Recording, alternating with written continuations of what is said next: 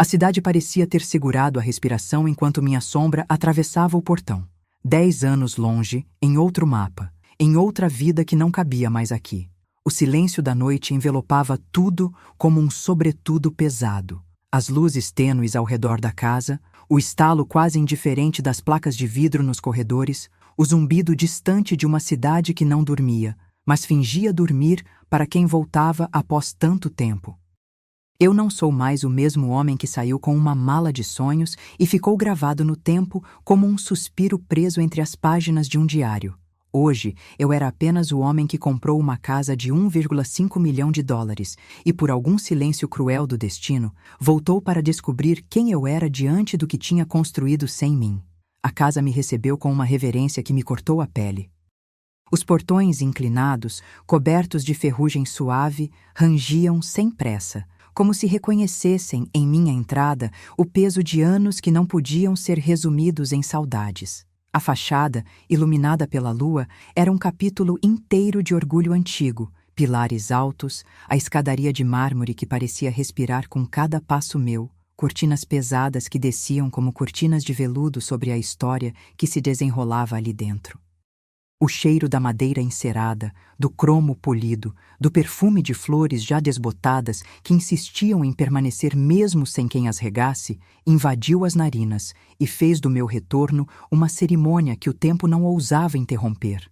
No corredor, o piso de madeira coberto por um tapete que parecia ter vivido 1000 passos antes de mim. O som dos meus próprios passos ecoando como se eu andasse em uma galeria vazia de memórias. A casa não era apenas uma morada, era um organismo que respirava com o meu retorno, ajustando-se ao peso dos meus erros e das minhas promessas não cumpridas. Eu não sabia se esperava vê-la, mas lá estava ela, surgindo da penumbra com a naturalidade de quem sempre esteve ali, minha filha. Ela vestia um uniforme de empregados que parecia ter sido desenhado para não ofender quem a via. A camisa branca, a saia de lã que marcava até onde o cotovelo poderia alcançar, o avental que prendia com botões discretos, tudo ali, meticulosamente, como se cada dobra tivesse sido traçada para não deixar nenhum segredo desabrochar. O rosto dela, porém, era o de alguém que eu já não reconhecia com facilidade. Os traços indicavam uma mulher que cresceu entre responsabilidades que não cabiam na cabeça de uma menina, com linhas de expressão que carregavam histórias que o tempo insistia em esconder. Ela não olhou para mim como alguém que apenas recebeu o visitante errado. Havia ali uma distância segura, uma cortina entre o mundo que eu conhecia há tanto tempo e o mundo que eu acabara de retornar a insistir em mostrar a ela. Senhor, disse ela em voz clara, sem a tremura que crianças costumam ter diante do pai que retorna depois de anos. Não foi exatamente uma saudação, nem uma reverência. Foi uma confirmação de quem eu era para ela agora, ou pelo menos uma tentativa de manter aquela linha que a vida havia traçado entre nós. E o genro, aquele homem que eu não via há anos, o marido de minha filha, aquele que parecia ter encontrado na casa o papel de dono, não estava perto. Não naquele instante da chegada, pelo menos. Mas a recordação de que vivia ali, de que a casa pertencia a alguém para quem eu já não era mais nada senão uma lembrança distante, abriu uma fresta de desconforto no meu peito. A menina, que um dia foi minha filha, permaneceu firme diante de mim, sem sorrisos nem lágrimas, apenas uma concentração quase militar na tarefa de conduzir a casa para o que quer que fosse necessário que fizesse. Não era a presença de uma filha que me recebia com calor. Era uma presença que eu precisava entender, decifrar como se descesse da varanda de uma casa que eu havia idealizado de uma forma que o tempo jamais poderia reproduzir. Ela não me olhou como um pai que retornava, mas como alguém que era parte de uma engrenagem que eu havia subestimado, uma engrenagem que trabalhava sem depender de mim para existir. O barulho que me acompanhou nos primeiros minutos foi o da vida que não me procurava, mas que insistia em existir sem minha participação. O piano, que já ouviu melodias antigas nos salões de hotéis e nos corredores de aeroportos de minha juventude, tocava uma peça que eu não reconhecia, mas que parecia ter sido escrita para a minha chegada. Cada nota parecia aferir o peso da minha demora, como se a música avaliasse o tempo que eu passei longe, sem justificar, sem explicar o que eu aprendera e, principalmente, sem trazer de volta as respostas que deixei para trás. O silêncio, por sua vez, era um personagem que caminhava comigo, observando e registrando cada gesto, cada respiração, cada decisão que eu tomava diante daquela casa que reluzia sob a luz fria da lâmpada de teto. No salão principal, a distância entre a gente não era apenas física, era temporal. As fotos que cobriam as paredes mostravam o que eu deixara quando parti. Sorrisos que pareciam ter sido roubados pela pressa, crianças que cresceram sem a minha presença, festas que eu não havia visto, janelas que guardavam a promessa de retornos que sempre adiam. Tudo ali ao alcance do meu olhar, como se a casa mesma me desafiasse a aceitar que o que ficou para trás não era apenas um capítulo perdido, mas uma linha que eu ainda precisava traçar para entender onde eu havia ficado quando decidi partir. E, em meio a essa paisagem, minha filha continuava ali, servindo, movendo-se, mantendo a dignidade de alguém que não permitia que o passado manchasse o presente que precisava ser vivido com a seriedade de quem tem responsabilidades, não apenas sentimentos. Foi então que ouvi o rastro de uma pergunta que eu não disse, mas que pairava no ar como uma fumaça invisível. Quem sou agora para ela? Não era mais o homem que saiu com a promessa de construir uma vida nova. Era alguém que voltava para descobrir o que restou de uma história que, por algum motivo cruel, não havia acabado. O genro, esse estranho que se move por ali como se o mundo fosse um mapa que ele tinha cartografado com as próprias mãos, não apareceu, mas o seu silêncio pesava no ar, tão denso quanto o odor de madeira antiga que impregna cada canto da casa. Eu poderia ter pedido para falar com ele. Poderia ter perguntado onde eu deveria assinar para recuperar um lugar que não havia desaparecido, apenas se transformara em algo que eu não reconhecia mais. Mas eu não pedi. Apenas observei, como quem observa as paredes para entender onde a casa guarda seus segredos. A noite continuou a se desenrolar ao meu lado como um filme sem tela, com cada cena surgindo de forma lenta, quase pausada, para que eu pudesse sentir o peso do retorno sem pressa. Quando a casa finalmente escolheu falar comigo, não foi com palavras, mas com a sensação de que algo ali me reconhecia, algo que eu não havia visto antes, uma memória que a casa, de alguma maneira, guardava para mim. E foi nesse instante que eu percebi que o verdadeiro retorno não era para com a minha filha apenas, nem para a casa que eu havia comprado com o dinheiro que eu ajuntara ao longo dos anos. O verdadeiro retorno era para mim mesmo, para compreender o que eu deixei para trás em nome de uma vida que eu, por muito tempo, pensei que valesse a pena lutar para alcançar. Liguei para meu advogado naquela noite, como quem precisa entender quem ainda tem direito a falar com a verdade. Não imaginava, porém, que o telefone iria se tornar o começo de uma cadeia de revelações que não poderiam mais ser contidas dentro das paredes de uma casa. A voz do advogado, calma, profissional, parecia apenas confirmar o que já existia no meu rosto, uma verdade que eu ainda não aceitava, uma verdade que não cabia na imagem que eu tentava reconstituir de mim mesmo. Ele falava de documentos, de cláusulas, de uma lista de nomes que cruzava com o meu passado, como quem lê uma enciclopédia antiga, cada página marcando uma linha que não poderia ser apagada. Ouvi atentamente, mas a cada palavra percebia que a história não era apenas sobre quem morava ali, mas sobre quem eu era quando deixei de estar em casa. Eu me perguntei então se era possível manter a calma quando tudo o que a casa me oferecia era o peso do retorno.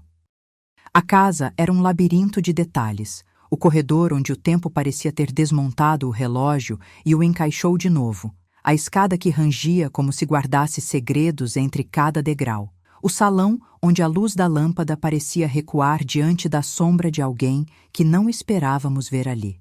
A filha, vestida de empregada, movia-se com uma precisão que me impressionava, ou talvez fosse apenas a forma de evitar que o passado derrubasse o presente com qualquer lembrança que pudesse fugir da memória. Não havia gritos, não havia retratos caindo da parede, apenas a sensação de que algo invisível, porém real, estava sendo ajustado para que o jogo pudesse continuar sem que ninguém perdesse a cabeça. Ao final daquela noite, quando o silêncio finalmente se impôs como um testemunho definitivo daquilo que eu ainda não sabia explicar, concluí que voltar não era apenas retornar, era enfrentar as consequências de uma decisão que não era só minha, mas de todos que tocaram aquela casa, de todos que, de uma maneira ou de outra, haviam feito parte da minha história. A filha, já operosa, continuou com seu trabalho, uma figura de força contida, uma presença que não se deixava consumir pelo meu retorno nem pela lembrança do que eu havia abandonado. E, no centro disso tudo, eu encontrei o primeiro fio solto de uma verdade que ainda não consegui tocar com as mãos. Havia algo que eu precisava entender não apenas para recuperar meu lugar na família, mas para reconstruir quem eu era antes de partir. Não era apenas uma casa que me esperava, era uma vida que, em algum ponto, esperava por mim para me lembrar de quem eu era de verdade. Se eu puder manter a calma, se puder ouvir sem pressa o sussurro da casa, talvez eu descubra o que exatamente me foi tirado e o que, de alguma forma, ainda pode ser resgatado. Não para apagar o passado, mas para transformá-lo em um caminho para a frente.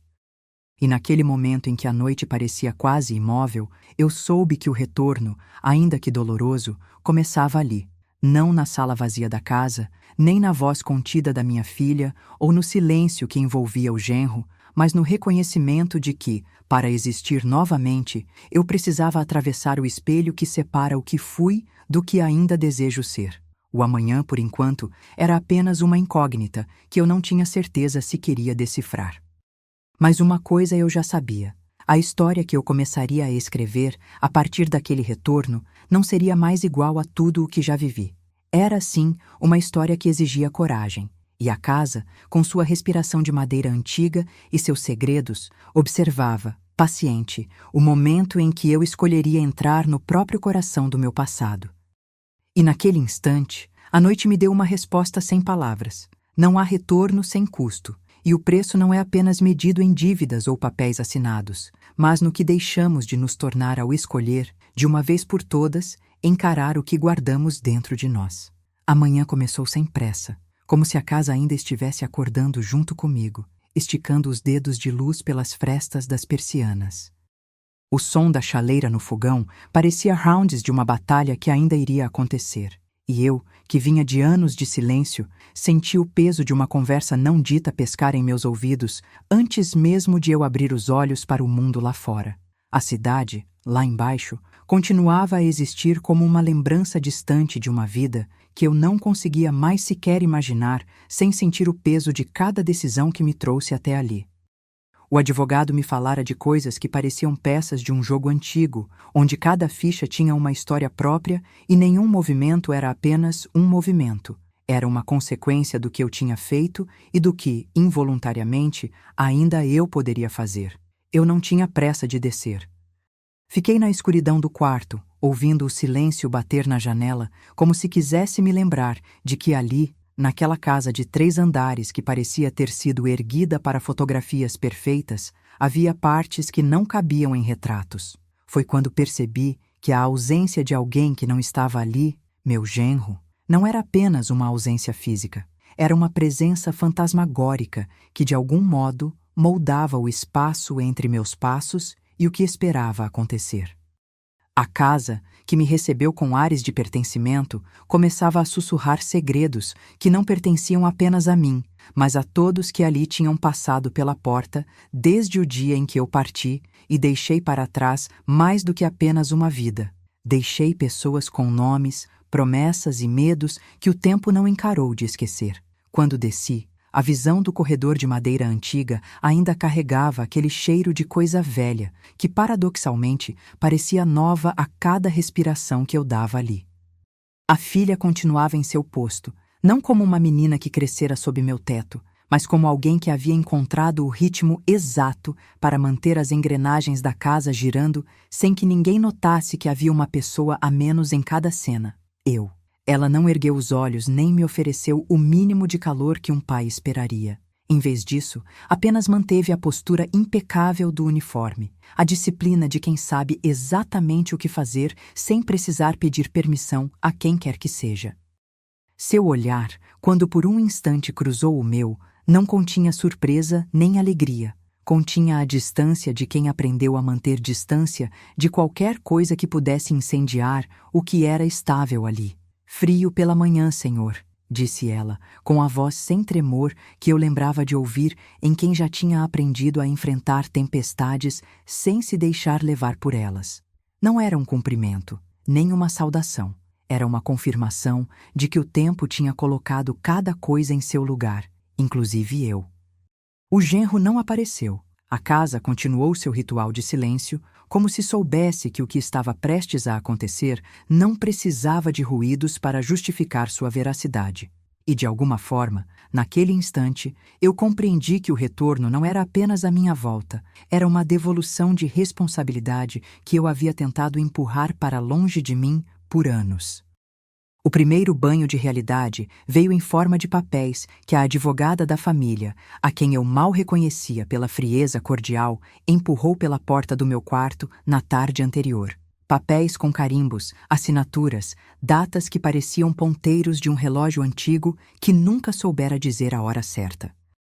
A lista, dizia o envelope, não era apenas uma formalidade. Era um mapa de quem ficara de lado, de quem ficara por perto, de quem, de uma maneira ou de outra, ainda possuía direito sobre o que eu, com minha distância, quase esqueci de conservar.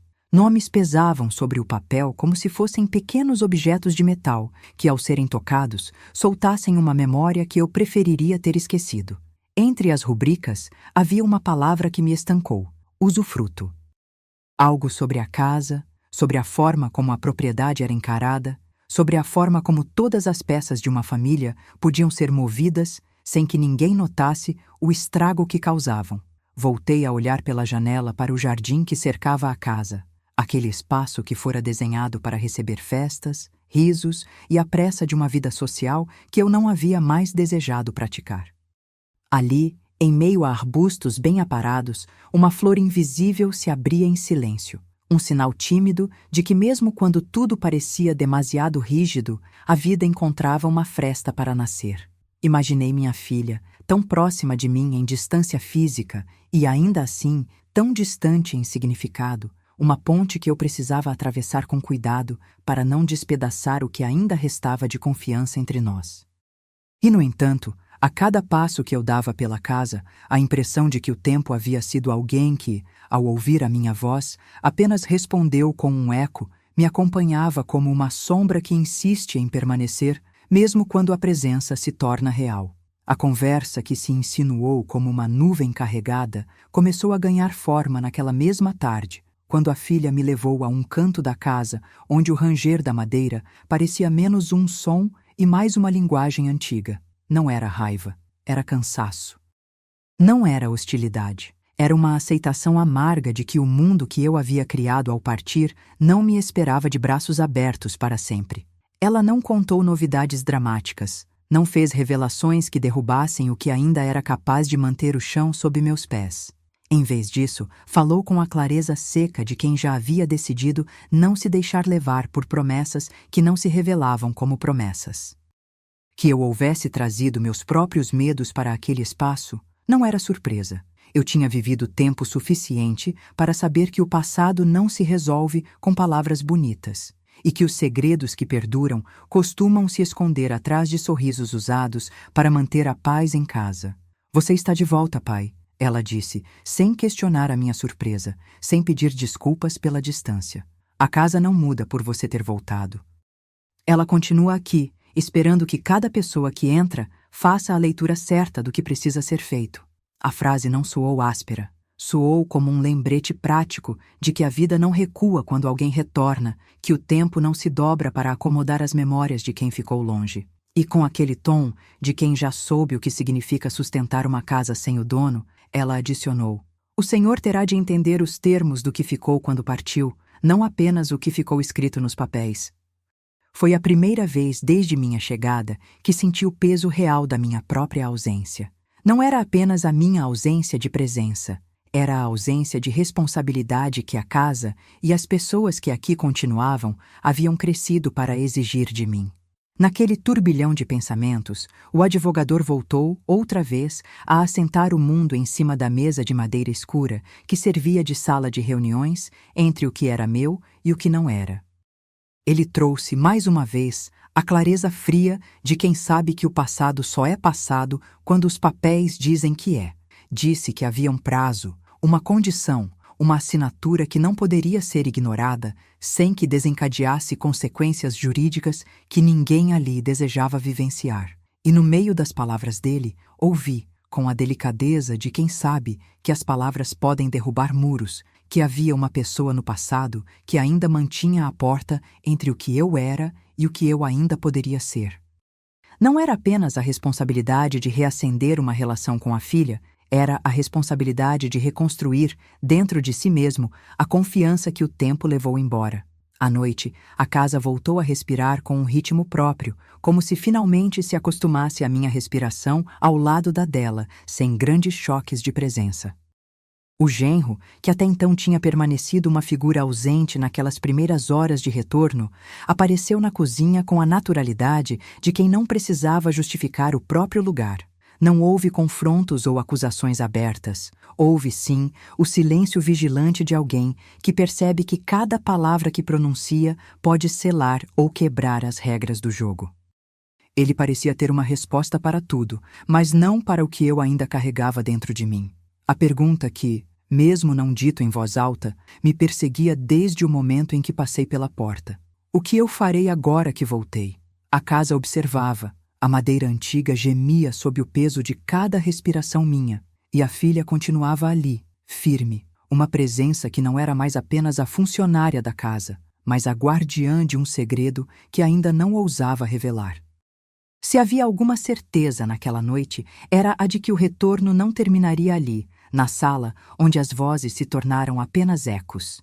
O amanhã traria novas conversas, novos limites a serem trilhados, decisões que exigiriam coragem de minha parte. A casa, com seus segredos que se insinuavam nas frestas das portas e no sussurro do vento que entrava pelas janelas, parecia me dizer que o que eu precisava aprender não era apenas como voltar para uma família, mas como permanecer nela sem perder a própria identidade. E enquanto o mundo lá fora ainda batia de leve na pele da cidade, eu me permiti admitir, pela primeira vez com uma honestidade quase dolorosa, que o custo de retornar não dormia em papéis assinados, nem em contratos, nem em promessas. Dormia dentro de mim, em uma decisão que ainda precisava ser tomada.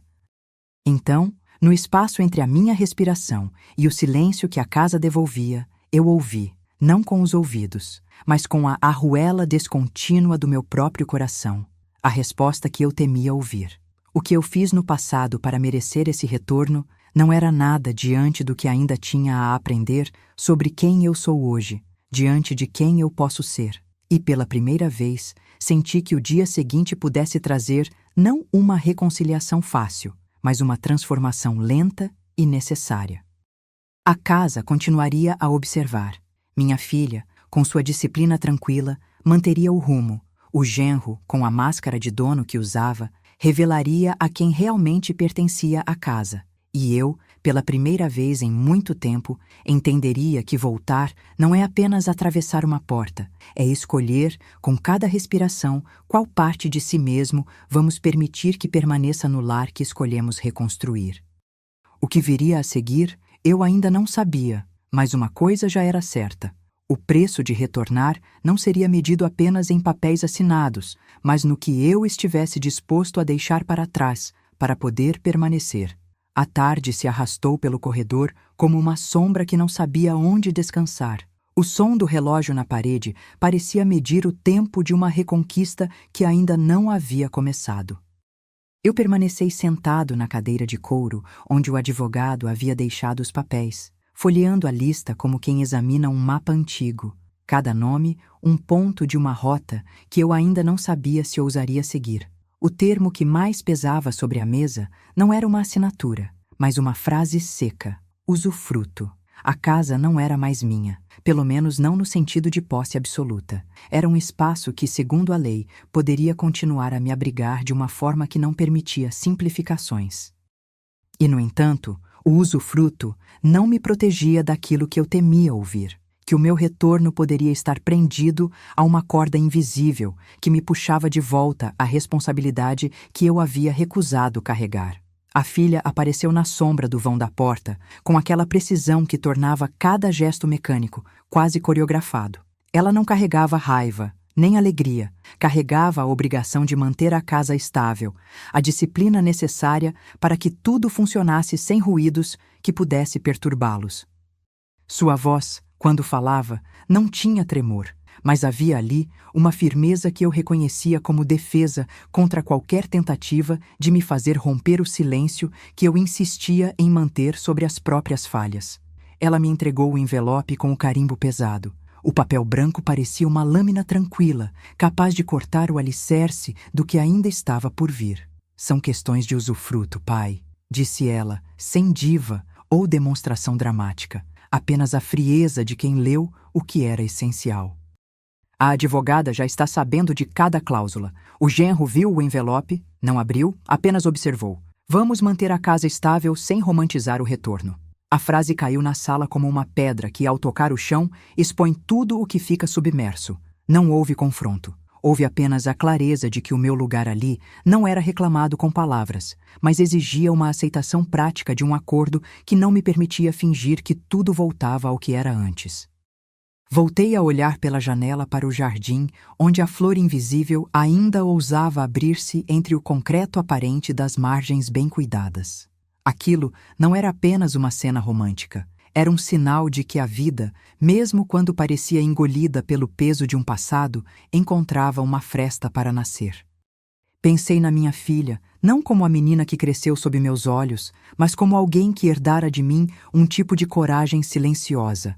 A coragem de manter a casa de pé, mesmo quando o dono dos planos não era mais o dono do destino. E naquele instante, compreendi que minha tarefa não era apenas manter a aparência da normalidade, mas descobrir se ainda havia espaço para uma verdade que pudesse reorganizar tudo sem destruir o que já havia sido construído. À medida que o dia avançava, o som da casa mudou. Não era apenas madeira rangendo ao vento, era a casa respondendo a cada decisão que eu tomava, como se aguardasse que eu escolhesse uma direção e, com ela, a própria essência de quem eu seria dali em diante. O genro apareceu na cozinha, sem emoção, apenas com a rotina de quem sabe que o mundo não muda pelo capricho de quem volta. Ele não me olhou com hostilidade, apenas mediu meus passos, como quem calcula o peso de uma peça que será movida num tabuleiro onde todos sabem que o jogo não é apenas de palavras, mas de consequências. Eu observei o modo como ele se movia entre as prateleiras, como se a casa fosse dele por decreto. E por um instante, pensei que a minha única chance de permanecer ali seria aprender a ler o código não dito que ele carregava na língua da casa. A advogada, mais uma vez, reapareceu no fim da tarde com uma maleta de documentos que parecia uma arca de segredos. Sentou-se comigo na sala de estar, continua com aquele tom que cortava o silêncio como uma serra, e explicou de maneira formal cada cláusula que transformava a casa num espaço compartilhado de maneira tempestuosa. O usufruto, a duração do direito, as condições de uso, a obrigação de manter as áreas comuns em bom estado, a obrigação de respeitar a vida privada da família que ali continuava. Ela falava com uma precisão que deixava claro que éramos parte de um jogo de xadrez, onde cada movimento era calculado não apenas para vencer, mas para não incendiar o tabuleiro. Enquanto ela descrevia, eu imaginava as peças. Eu, a filha, o genro, a casa, a vida que se desenrolava fora das paredes, tudo girando em torno de uma regra antiga que eu, por muito tempo, havia esquecido de questionar. Foi então que a filha respondeu, sem levantar o tom, sem rancores, apenas com a assinatura de uma verdade prática. Se você quer ficar, pai, precisa entender que o que ficou de você aqui não é só passado, é responsabilidade. O que a casa nos oferece é um acordo que valoriza cada pessoa pela função que cumpre, não pela lembrança que você carrega. O peso daquelas palavras não me atingiu com raiva, mas com a doçura amarga de quem sabe que a mordida é necessária para não afundar. Eu não tinha mais a mesma voz para argumentar, nem a mesma pressa para explicar tudo de uma vez. Havia, no entanto, uma decisão antiga que ainda pulsava no meu peito. permanecer ali, desde que pudesse provar a mim mesmo que a minha volta não seria apenas uma repetição de erros, mas uma chance de reescrever a relação com a filha, com o lar e com o próprio tempo. A noite caiu com a gravidade de quem carrega uma verdade que não cabe em janelas iluminadas. No escuro, o ranger da casa parecia mais claro, mais presente. O genro, ainda ausente, parecia estar ali, na sua própria forma de presença, invisível, eficaz, sempre em silêncio quando eu tentava falar, sempre pronto para erguer a mão quando o dia exigia que alguém se lembrasse de quem manda. No quarto, eu encontrei uma caixa esquecida no alto de uma estante, coberta de poeira que o tempo insistia em depositar como se fosse neve de silêncio. Dentro, cartas antigas, fotos amarrotadas de uma família que já havia passado por tempestades maiores do que as minhas, e entre elas, um envelope selado com o mesmo carimbo formal que apareceu nos papéis do dia. Não havia nome de mãe ali, apenas uma assinatura que eu reconhecia de longe. Alguém que, por algum motivo, havia tentado manter vivo o que a vida parecia ter esquecido. Passei a noite com aquelas lembranças como companhia, pensando no custo real do meu retorno. Não era apenas sobre assinar ou não assinar um papel, era sobre a coragem de recomeçar, de aceitar que o passado não seria apagado pelo desejo de estar novamente em casa. E, ao fechar os olhos, senti a casa respirar comigo, como se ela aguardasse a minha decisão final, a escolha de permanecer ou partir mais uma vez, com a diferença de que desta vez eu carregaria comigo não apenas o peso da minha própria culpa, mas a responsabilidade de construir, com a minha filha e com o espaço que nos sustenta, uma convivência que tenha mais verdade do que nostalgia.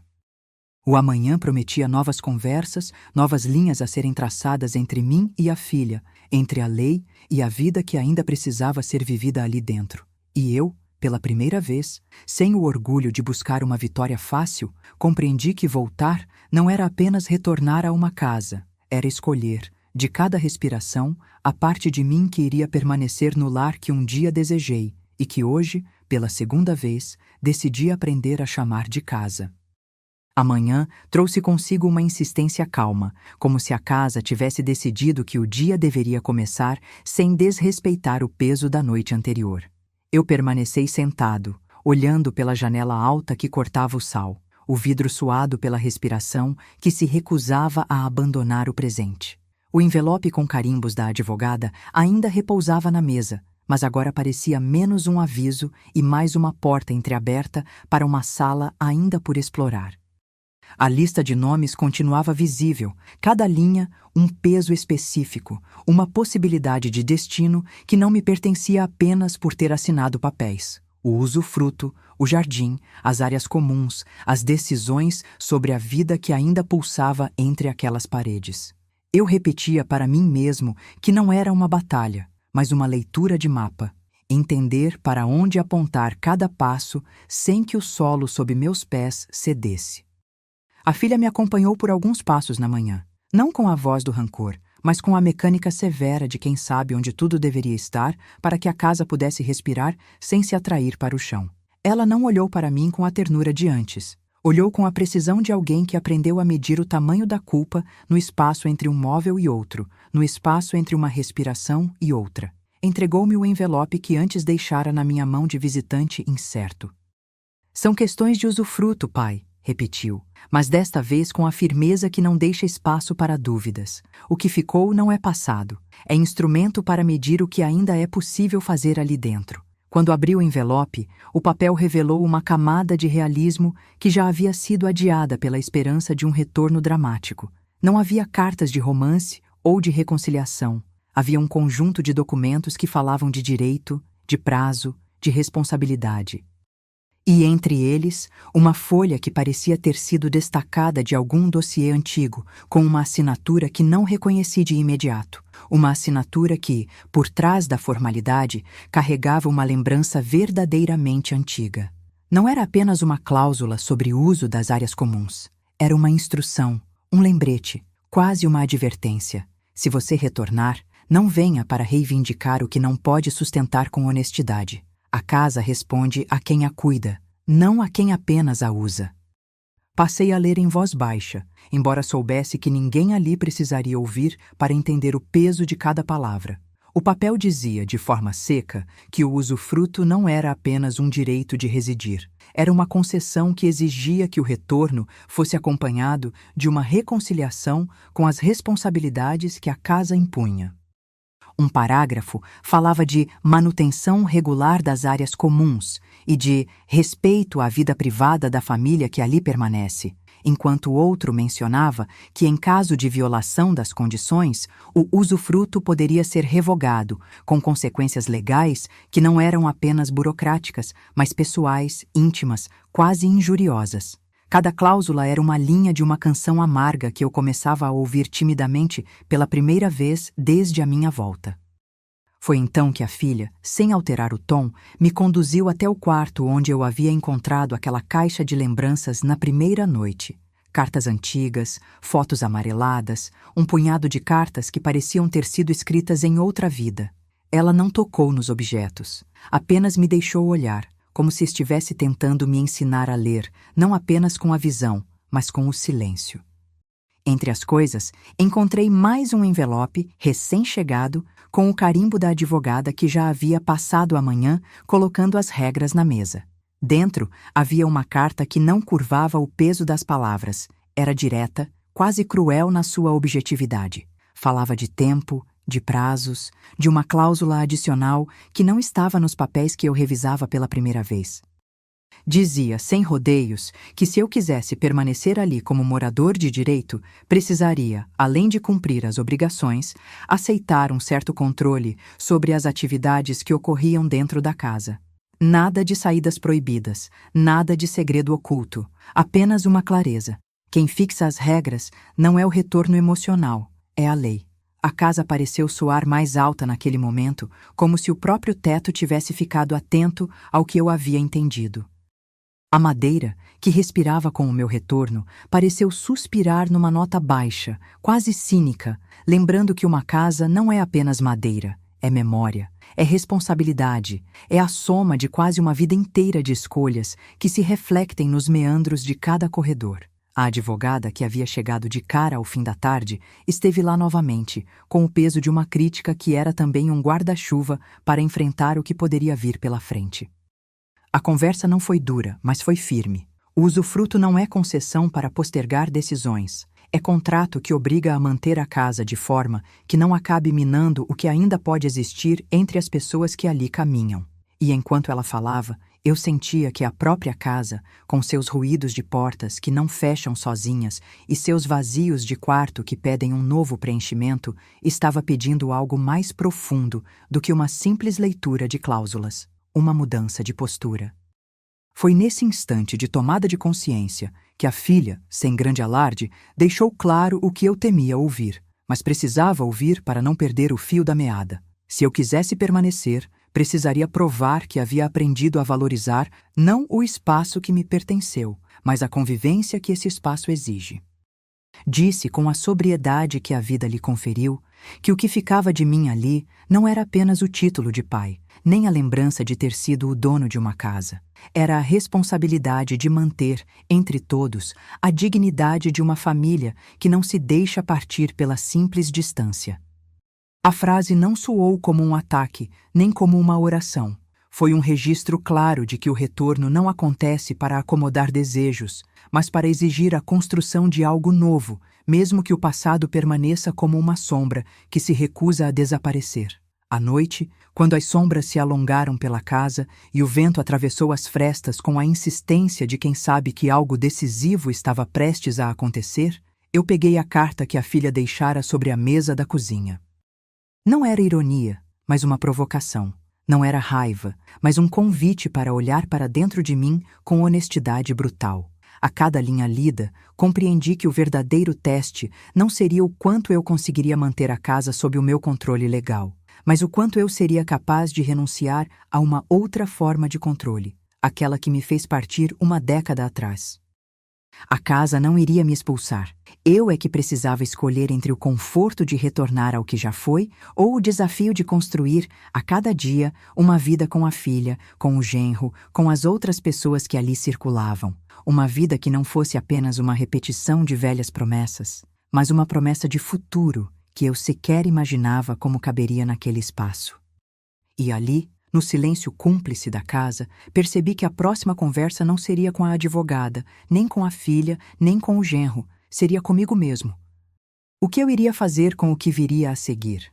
Permanecer e aceitar os termos, construir a partir deles uma relação que pudesse sustentar a minha própria dignidade ou ceder ao medo de perder, de novo, o que já tinha me custado tanto para obter. A casa, com seu peso de madeira antiga e seus segredos que se insinuavam pelas frestas, respondeu com uma respiração longa, quase imperceptível, como se dissesse: o retorno não é apenas uma porta que você abre, é uma decisão que você toma todas as manhãs, novamente, para não deixar que a vida ao redor de você se torne apenas uma lembrança de sonho. E eu, pela primeira vez desde o meu retorno, soube que o verdadeiro teste ainda estava por vir. A manhã chegou com a mesma cadência que a casa imponha quando não há pressa para nada, além de descobrir que tipo de silêncio o retorno pode ainda pedir. Eu, sentado na borda da cama, olhava pela cortina estreita que deixava passar um fio de luz tão contido quanto as próprias intenções que me percorriam. O envelope da advogada continuava na mesa da sala, entre papéis que pareciam mais pedras de um caminho do que materiais de uma negociação. O usufruto, que até ontem parecia apenas uma palavra seca, transformara-se em um mapa de responsabilidades que não era mais possível ignorar, sem que o chão sob meus pés tremesse discretamente. A filha apareceu na porta do quarto, não com a pressa de outrora, mas com a precisão de alguém que sabe exatamente onde cada coisa deveria estar para que a casa continuasse respirando sem soluçar. Ela manteve a distância que a polidez impõe quando a confiança não está ainda reconstruída. Trouxe não um sorriso, mas uma expressão que era o meio-termo entre cuidado e cansaço, entre o peso de ter de tutelar o lar e a paciência que um pai precisa quando decide retornar não apenas para um lugar, mas para um vínculo que parece ter sido enterrado sob camadas de tempo e escolhas. Ela não disse nada, além de entregar um envelope com o carimbo da advogada. São questões de usufruto, pai, repetiu, sem desaforadamente, apenas para lembrar que o passado, por mais que se tente varrer, retorna com termos legais que não escolhem a hora em que aparecem. Ao abrir o envelope, notei uma nova clareza que não havia na mesa da noite anterior. Uma folha adicional. Uma cláusula suplementar que não constava nos papéis que eu revisara como quem lê instruções de um jogo antigo. O texto era direto, quase cruel na sua frieza. A permanência dele, quem quer que seja o morador de direito, exige que haja um acompanhamento de responsabilidades contínuas, sob pena de revogação do usufruto. Não era mais apenas a promessa de deixar as coisas do jeito que estavam, mas a obrigação de demonstrar que eu, de fato, compreendi o peso do retorno. A lista de áreas comuns, a manutenção regular, o respeito à privacidade da família que ali permanece, tudo isso deixava de ser uma ideia abstrata para tornar-se um conjunto de tarefas que eu iria cumprir como quem assina uma nova fiança de lealdade com o espaço que me acolhera, mas que não era mais meu por direito simples. A filha me conduziu até a sala de estar, onde a luz atravessava as cortinas como se pedisse licença para tocar cada canto da casa. Sentou-se do meu lado, não com o calor de quem celebra o regresso, mas com a firmeza de alguém que, ao mesmo tempo em que precisa aceitar o peso, não quer perder a esperança de que o retorno possa ser transformador. A advogada, por sua vez, reapareceu numa coincidência quase teatral. Apareceu com uma maleta que parecia conter tantos segredos quanto soluções. E o tom dela não era o de uma adversária, mas de alguém que, ao posicionar as peças na mesa, tornava evidente que o espaço que eu ocupava era uma parte de uma rede maior, onde cada nó tinha um papel.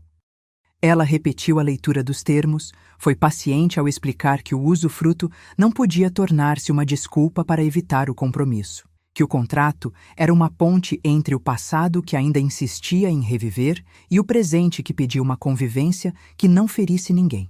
Se você quiser ficar, disse a filha, sem rachaduras na voz, precisa entender que o que ficou de você aqui não é apenas lembrança, é responsabilidade. O que a casa nos oferece é um acordo que dá espaço para que cada pessoa tenha seu tempo, seus limites, sua maneira de cuidar do que é comum. A frase caiu na sala como uma pedra que, ao tocar o chão, mostra tudo o que fica submerso sob a superfície da convivência. Não houve maldade. Houve a clareza de que o retorno não é uma cena de cinema onde tudo volta ao início com um clique de dedos. É uma construção diária, com regras que não se discutem apenas com palavras bonitas, mas com ações que comprovam que alguém aprendeu a não apenas ocupar, mas cuidar. No silêncio que se seguiu, a casa pareceu ganhar vida própria. O ranger das tábuas nos corredores, o vento que batia nas juntas das portas, a respiração que parecia emanar de cada canto. Foi então que a filha, sem olhar para mim, pegou uma caixa de lembranças que eu tinha visto na primeira noite e a abriu com o cuidado de quem não tem pressa em desfazer o que ainda guarda. Entre fotos amareladas e cartas que cheiravam a uma outra vida, encontrei uma carta nova, escrita com a caligrafia que eu reconhecia de trás para frente, uma correspondência antiga que falava de uma promessa quebrada, de uma oportunidade de recomeçar que o tempo havia levado embora e que agora retornava na forma de um lembrete. A carta não tinha a assinatura de minha ex-mulher, mas sim uma assinatura que eu reconhecia como se fosse uma mão que havia ficado. Alguém que me lembrava que o passado não pode ser apenas uma âncora, precisa ser um solo fértil para que o futuro seja construído com honestidade. A advogada voltou ao fim da tarde, não com o peso de uma sentença, mas com a promessa de uma trilha. Ela entregou um segundo conjunto de papéis, com mais uma cláusula que dizia respeito à transparência. Todas as visitas, todas as utilizações das áreas comuns, todos os contatos com terceiros que pudessem ter alguma relação com a casa deviam ser previamente comunicados. Não havia espaço para segredos, apenas para uma convivência que não fosse um jogo de ocultação, mas uma dança em que cada um sabe seus passos para que ninguém tropece no próprio orgulho. Eu ouvi, com a cabeça baixa, a lista de consequências em caso de violação, a revogação do usufruto, a necessidade de restituir a casa aos seus proprietários originais, a possibilidade de contestações legais que não cabiam apenas ao mundo dos adultos, caberiam aos afetos que se mexem quando a casa respira. Foi nessa noite, diante do brilho frio da lâmpada e do peso de cada cláusula, que a filha, pela primeira vez com aquela franqueza que parece nascer da experiência de quem já teve que manter a casa de pé diante de tempestades, olhou nos meus olhos sem medo. Se você quer ficar, precisa fazer algo diferente do que fez antes, disse. Não é sobre ostentar o direito de morar aqui, é sobre o que você aprende a dar para manter o lar vivo. Você não é o dono do passado, nem o senhor do futuro, se não puder ser também cuidador do presente. A frase cortou como uma lâmina, não para ferir, mas para deixar claro que aquele retorno exigia uma transformação interior que eu ainda temia admitir. A casa, quieta, parecia concordar com a leitura que eu fazia. Não era possível permanecer apenas com o peso de ser pai. Era preciso demonstrar que eu era capaz de carregar uma convivência que não esmagasse ninguém, que não tentasse apagar o que foi dito por anos de distância, que não deixasse que o medo de perder substituísse a responsabilidade de construir. No final daquela noite, sentei-me na poltrona, onde a primeira semana inteira de retorno parecia ter se desenhado nas sombras. Olhei para a lista de nomes que ainda aparecia em branco e pensei na prova que o mundo da casa me impunha. Não basta estar de volta, é necessário provar, dia após dia, que o retorno não é apenas um retorno à sala de estar, mas uma reinvenção de como se caminha pela casa que se escolhe chamar de lar. A morada não é apenas o espaço, é a forma como escolhemos cuidar uns dos outros dentro dele. E eu, pela primeira vez desde que atravessei aquela porta, senti que o verdadeiro teste ainda não chegara ao fim, que a próxima conversa, com a filha, com o genro, com a advogada, seria apenas o começo de uma transformação que poderia talvez tornar possível que eu ficasse, e ao ficar, me tornasse alguém capaz de merecer aquilo que, por tanto tempo, eu acreditava ter conquistado apenas com o dinheiro que me trouxera de volta. Amanhã, pensei, poderia começar de novo. Não com a arrogância de quem chega para reivindicar, mas com a humildade de quem aprende a ouvir. E se o acaso quisesse outro desfecho, eu sabia que já carregava, junto com as malas da memória, o peso de cada decisão que me conduziu até ali. O peso que o tempo não apaga, apenas transforma. A casa, com seus segredos sussurrados nas frestas, parecia aceitar a minha promessa contida, que, se eu ficar, será para manter vivo não o meu desejo, mas a convivência que a todos salva da solidão de um retorno mal compreendido. E ali, naquele silêncio que só a madrugada sabe respeitar, eu comecei a entender que o próximo passo não seria o de exigir espaço, mas de merecer espaço, pela maneira como eu escolheria cuidar dele, dia após dia. Amanhã chegou com a mesma cadência de quem sabe que não adiantará acelerar o tempo quando o que está em jogo não é apenas a minha vontade, mas a própria forma como eu me reconheço dentro de quatro paredes. Eu me sentei na beira da cama, a vista quase sem ânimo, e o som do mundo lá fora começou a se instalar pela fresta da persiana, como se fosse um visitante que não sabe se pode realmente ficar. O envelope da advogada continuava ali, imóvel, como uma testemunha que não quer tomar partido, mas carrega nas margens do papel o peso de uma decisão que poderia me reter em uma casa que não era mais minha, apenas por direito de memória. O usufruto, transformado em mapa, não parecia tão perigoso quanto parecia na noite em que meu retorno ainda era apenas uma promessa. Agora era uma linha de comando, uma série de cláusulas que não admitiam vacilos. A filha apareceu na porta do quarto, não com o salto de quem celebra a reconciliação, mas com a firmeza de alguém que aprendeu a ler o silêncio como quem lê uma carta de regras. Ela não sorriu, apenas estendeu a mão com o envelope que continha o peso de uma manhã inteira de leitura antecipada. São questões de usufruto, pai, repetiu, não como quem espera que eu aceite, mas como quem espera que eu descubra por que vale a pena aceitar. A voz era clara, sem nenhum traço de raiva ou condescendência. Era a voz de quem sabe que a convivência não tolera egoísmo, que a casa não suporta a repetição de erros que começam com um retorno mal feito. Ao abrir o envelope pela segunda vez, encontrei um novo conjunto de mandamentos que não estava ali na última noite. Uma folha extra, provavelmente adicionada ao último minuto, que falava de transparência total e de comunicação prévia de qualquer movimento que pudesse afetar áreas comuns. Não era mais apenas a promessa de manter o espaço, era a promessa de manter a verdade visível, de não permitir que sombras de segredos desabassem sobre a harmonia que qualquer lar precisa para existir. Um parágrafo citava uma distância razável entre a minha presença e a privacidade da família que ali permanecia. Outro mencionava a obrigatoriedade de relatórios mensais de cuidado e de visitas de terceiros apenas com consentimento prévio. A casa, que já tinha falado comigo com o ranger das tábuas, parecia insistir numa conversa de equivalência. Se eu queria ficar, eu deveria devolver à convivência o que a convivência exige para durar.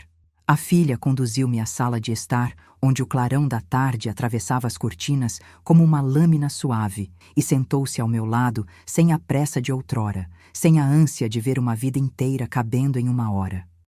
A advogada reapareceu, não com a agressividade de quem fecha uma porta, mas com a sobriedade de quem entrega um conjunto de ferramentas para que o trabalho de reconstrução não desmorone assim que as primeiras tentativas forem feitas. Eles falaram, não para me condenar, mas para alinhar uma regra qualquer que pudesse funcionar como ponte entre o desejo de retorno e a necessidade de respeito. O usufruto não é concessão para retroceder em tempos, é um contrato que diz que a casa é vivida por todos e que a vida que acontece entre as paredes não pode ser apenas a minha alegria de estar de volta, disse a filha, sem pedir desculpas pela franqueza de uma verdade que pode doer, mas não pode ser renegada. Enquanto a advogada lia as cláusulas, a casa pareceu respirar mais alto, como se cada respiração fosse um acordo que precisava ser fechado entre ruídos de madeira e sombras de móveis que estavam ali há décadas. O genro, que ainda parecia medir cada passo meu, com a cautela de quem sabe que não é mais o dono da história, apareceu na cozinha com aquele silêncio que sempre me fez sentir a distância entre o que eu tinha e o que eu ainda poderia ter. Não houve acusações. Houve apenas a visão de alguém que, de uma maneira prática, garantia que a casa não seria mais palco de retóricas, mas de ações que podiam ser verificadas, registradas, repetidas, sem temor de que um dia alguém dissesse: não, chega. O documento final veio com uma nota que parecia mais uma promessa do que uma ameaça. Se permanecer, deverá participar de uma convivência que não ceda à nostalgia, mas que se comprometa com o presente. A casa não é museu, é abrigo. A palavra abrigo não me parecia nova, mas soava como uma semente que finalmente tinha a chance de germinar. Eu ouvi, com o coração lento, cada palavra, cada advérbio, cada condição que tornava aquele lugar não uma herança que eu poderia ostentar, mas um espaço que eu precisava conquistar dia a dia, com cada ato simples de cuidado, com cada conversa que evitava o tropeço no orgulho, com cada vez em que eu preferia ouvir a filha mais do que dizer qualquer coisa sobre o que eu merecia. Foi então que a filha, sem ostentar, trouxe outra peça do quebra-cabeça que a advogada já havia preparado. Uma carta que falava de uma promessa antiga, de uma esperança que eu guardara durante anos sem realmente permitir que ela respirasse. Ela me entregou a carta, pediu apenas que eu lesse em silêncio, como se as palavras pudessem se abrir sozinhas, sem que eu tivesse que justificá-las diante de alguém. A carta era simples, direta, uma lembrança de que, em algum ponto da nossa história, alguém acreditou que eu poderia voltar e fazer mais do que ocupar um espaço com meu corpo. Poderia reconstituir um laço que o tempo desenha com dedos ásperos. Não havia assinatura de mãe, apenas a lembrança de um nome que eu reconhecia não pela presença física, mas pela maneira como ele ainda apontava para uma verdade que eu precisava aceitar, que o passado não é apenas uma cicatriz, é também uma bússola. A noite caiu devagar, como se o céu estivesse esperando que, no silêncio, eu dissesse a última palavra que faltava para selar um acordo com o meu próprio coração. A advogada fechou a maleta com um tipo de solenidade que parecia dizer: agora vamos acompanhar o processo, não apenas assinar um contrato. A filha, pela primeira vez desde a minha chegada, olhou para mim com uma coragem que não era agressiva nem ingênua, mas simples e firme. Se você quiser ficar, precisa escolher o que vai fazer a partir de hoje para justificar a sua presença. Não é sobre ter uma casa, é sobre construir uma casa em que todos que aqui vivem possam repousar sem medo do amanhã. O genro, sem se aproximar demais, assentiu com a cabeça de quem compreende que o equilíbrio da casa depende de uma leitura mais justa dos tempos. Naquela noite, sentei-me diante da mesa, cercado pelos papéis que antes pareciam apenas ameaças, e escrevi uma breve declaração de intenções. Não era uma poesia, nem uma desculpa. Era uma promessa de que eu não retornaria para ser o dono, mas para ser o cuidador. Que eu aceitaria cada cláusula com a humildade necessária para não transformar o lar em um palco de disputas, que eu me comprometeria com a manutenção das áreas comuns, com o respeito à privacidade da família que ali permanece, com a comunicação aberta sobre qualquer movimento que pudesse afetar a vida de todos. E ao terminar de ler o que escrevi, percebi que o peso não era apenas o peso de uma assinatura, era o peso de uma transformação que eu precisava ter coragem de escolher, dia após dia.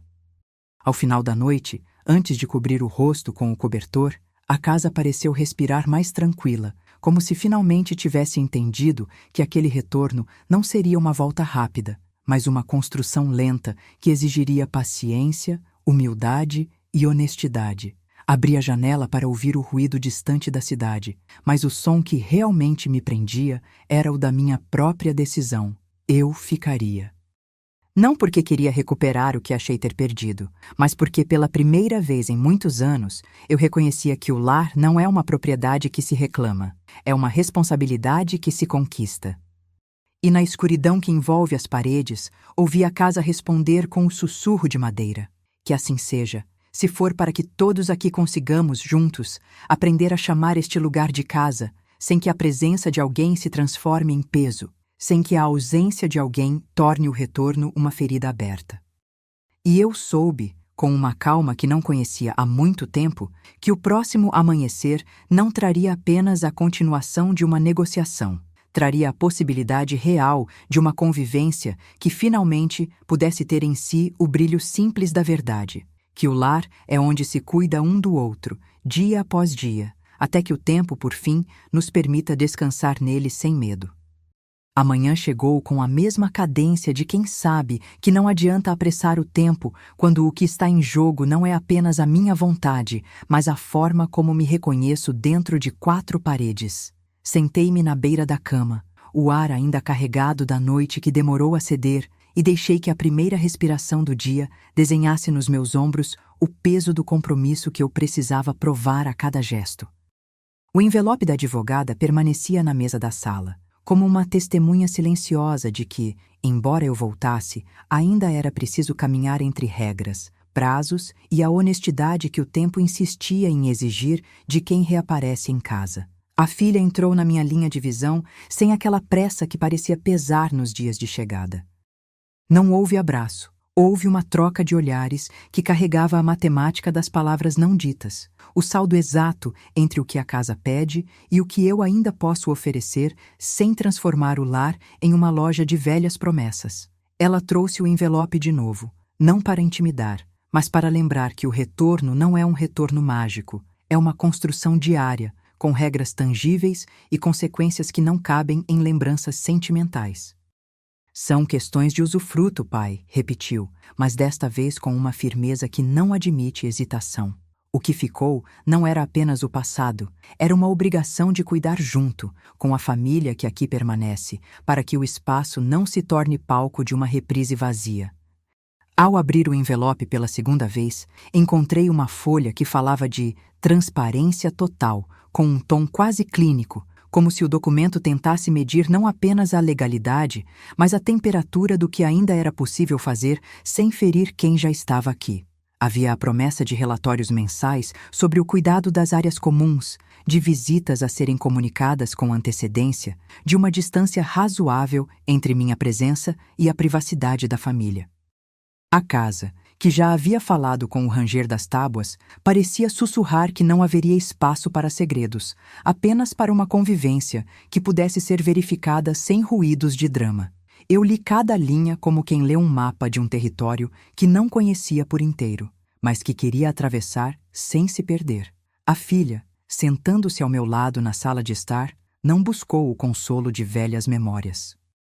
Olhou para mim com uma clareza que parecia nascer da prática do cuidado. Se você quiser ficar, precisa demonstrar que compreende que a casa não é lugar de onde se possa retirar apenas lembranças. É espaço onde cada gesto importa. Sua voz não carregava rancor nem bajulação. Era o tom de quem sabe que há um presente na responsabilidade que o retorno exige e que, para que a convivência não se desmorone, é preciso que o tempo seja compartilhado, não monopolizado. O genro apareceu na cozinha naquela tarde sem o peso de uma batalha consumada, apenas com a cadência de quem já tinha aprendido a medir o respeito pela história que divide. Não houve briga, apenas a leitura de uma condição prática. A casa não seria mais um tabuleiro de disputas silenciosas, mas um espaço onde cada decisão poderia ser verificada, registrada e discutida sem que ninguém tivesse que ceder a uma vontade isolada. Ele, com a reserva que sempre o cercou, percebeu que a harmonia não seria costurada por promessas antigas, mas pela habilidade de conviver com as mudanças que o tempo exigia de todos. À noite, a advogada voltou a aparecer, com o peso de uma sala de reuniões que não fechava portas ao acaso. Ela trouxe uma nova edição dos papéis, com uma cláusula que falava de conselhos mensais de convivência, encontros formais, registrados, onde as pessoas da casa pudessem expor seus desconfortos, alinhar expectativas e ajustar aquilo que a vida em comum exigisse. Não era punição nem ameaça. Era uma ferramenta para que o lar não fosse corroído pela repetição de velhas reações. Ela explicou, com a frieza necessária para quem lida com contratos humanos, que o objetivo era manter a casa como abrigo real, não como símbolo de retorno frustrado. A filha ouviu, com a mesma paciência que já mostrava nos dias anteriores, e então soltou uma frase que ficou gravada na madeira antiga, que nos observa desde que tudo começou. O abrigo não é apenas o espaço onde você respira, é onde você aprende a respirar com os outros. Ela não pediu demonstrações dramáticas, pediu ações consistentes, pequenas, diárias, e ao terminar a conversa, entregou-me uma nova carta, distinta das que já havia visto. Uma mensagem simples, mas pesada, escrita de alguém que conhecia bem os meus limites. Se você permanecer, deve provar que pode manter a convivência sem depender do peso do passado. A casa não tolera nostalgias, tolera quem as transforma em cuidado. A noite caiu sobre a casa como um manto frio, e naquela escuridão a verdade começou a ganhar contorno. Não seria suficiente assinar mais um papel. Eu precisava escolher cada dia se eu seria alguém que sustenta o presente ou apenas uma lembrança que volta de tempos em tempos para exigir um lugar ao redor da mesa. Sentei-me diante da mesa de madeira, onde a luz lançava sombras alongadas, e comecei a escrever aquilo que nunca tinha escrito com tamanha honestidade. Uma declaração de intenções que não era uma carta de amor nem uma confissão desesperada, mas um compromisso claro de que eu escolheria cuidar, ouvir, obedecer às regras que não eram minhas, mas que eram necessárias para que o lar pudesse respirar sem aperto. Ao final da noite, escutei o silêncio da casa conversar comigo, não mais como uma ameaça, mas como um convite sutil, a oportunidade de transformar a minha presença em uma dádiva para quem já estava aqui, não em uma necessidade que eu impunha aos outros. E, com a primeira respiração do amanhecer que se anunciava, senti surgir dentro de mim algo que havia desaparecido por muito tempo. A coragem de permanecer, não pela força de ter voltado, mas pela vontade de construir, dia após dia, um lugar onde todos pudessem repousar sem medo do que viria amanhã. E naquele instante, a casa pareceu responder com o sussurro das vigas, quase um consentimento silencioso, que sim, eu ficaria, desde que cada dia fosse uma prova de cuidado, não uma prova de direito. Ok. Os dias seguintes passaram com uma cadência que não conhecia há anos, como se a casa tivesse decidido que o tempo não precisaria mais atropelar emoções para que a vida pudesse continuar. Eu acordava antes do sol, movia-me pela casa como quem observa um mapa que ainda precisa se desenhar, anotando pequenas evidências de que a convivência era menos uma conquista de território do que um compromisso diário entre pessoas que haviam escolhido não desistir umas das outras.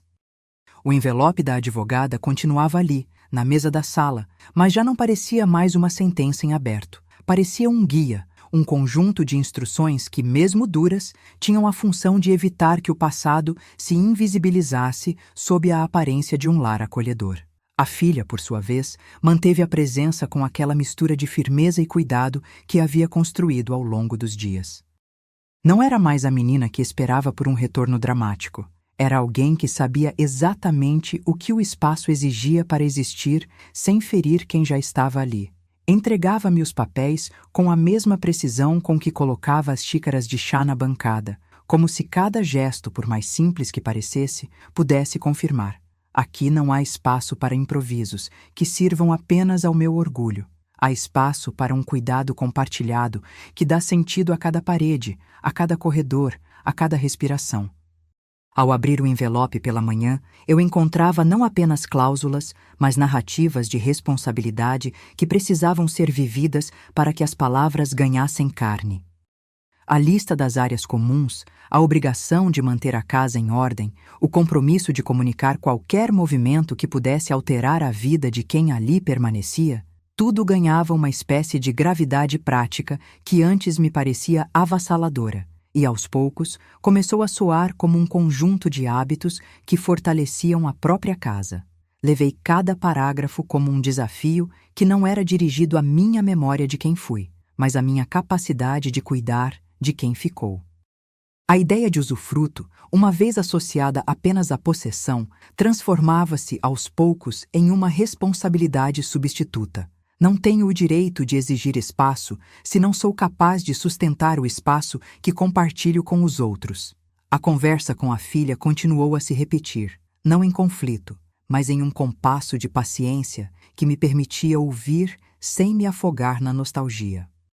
Ela repetia com a clareza que os anos de convivência lhe deram, que o retorno não é uma vitória de quem retorna, é um teste de quem pode permanecer, dia a dia, sem transformar a casa em palco de velhas promessas. Em cada encontro na sala de estar, na cozinha, no corredor onde o ranger das tábuas parecia uma memória antiga pedindo por novo significado, eu sentia que a casa exigia algo que não estava registrado em papéis, uma maneira de existir que não esvaziasse o presente para manter o passado em uma vitrine. O genro passou a aparecer com menos o peso de um antagonista e mais a presença de alguém que estava aprendendo a reconhecer o valor de compartilhar o espaço com outras histórias. Não foi uma transformação dramática, nem uma reescrita de papéis em que todos se tornassem cúmplices de uma harmonia ideal. Foi sim um ajuste mínimo, quase invisível, que ocorreu na prática da vida cotidiana. As conversas que antes terminavam em silêncios tensos passaram a ter pequenas negociações, decisões registradas, respeitos mútuos sobre horários, visitas e privacidade. A casa, que antes parecia escutar apenas meu retorno, começou a ouvir também as vozes que a habitavam com a repetição de rotinas simples: limpar, vigiar, ouvir, questionar sem acusar. E nesse ouvir, descobri que o verdadeiro abrigo não é apenas o espaço físico, mas a maneira como cada pessoa aprende a permanecer ali sem perder a própria identidade. A advogada voltou algumas vezes, não com o tom de quem impõe uma sentença, mas com a função de consolidar uma convivência que pudesse sustentar, de forma inequívoca, a nova vida que estávamos construindo. Havia, nas suas palavras, uma insistência em que o futuro não fosse apenas uma continuidade de velhos hábitos, mas uma evolução de atitudes, relatórios, transparência, comunicação prévia, regras que fossem claras, verificáveis. Eu ouvia aquilo como alguém que finalmente entendia que o tempo não é inimigo da coragem, mas seu mais fiel aliado quando a coragem se traduz em ações consistentes. Cada cláusula lida não soava como uma marra jurídica, mas como uma promessa de respeito mútuo, uma garantia de que o lar não seria apenas o lugar onde eu poderia descansar meus pecados de retorno, mas o espaço onde nós, juntos, aprenderíamos a construir, dia após dia, uma vida que valesse a pena. À noite, antes de fechar os olhos, abracei a ideia de que a casa não me escolheu apenas como retorno de alguém que esteve ausente. Ela me escolheu como quem escolhe continuar a viver em coletivo, a aprender a cuidar, a ouvir sem silenciar, a ceder sem abrir mão de quem eu sou. E no silêncio que envolve as paredes, senti surgir uma certeza simples. Não se trata de provar que ainda mereço ficar, mas de provar que posso ficar de forma que todos se sintam protegidos, respeitados e, acima de tudo, livres para serem quem são dentro daquele lar que, finalmente, aprendi a chamar de nosso. Se o futuro trouxer alguma tempestade, que venham apenas como desafios que nos ensinam a conduzir a casa com mais ternura e menos arrogância. E por fim, quando os primeiros raios de sol atravessarem as cortinas, eu saberei que o retorno não terminou em uma linha de contrato, mas em um acordo vivo, cultivado a cada manhã, que o lar é onde nos cuidamos uns aos outros, dia após dia, até que o tempo, finalmente, nos permita descansar nele sem medo de amanhã.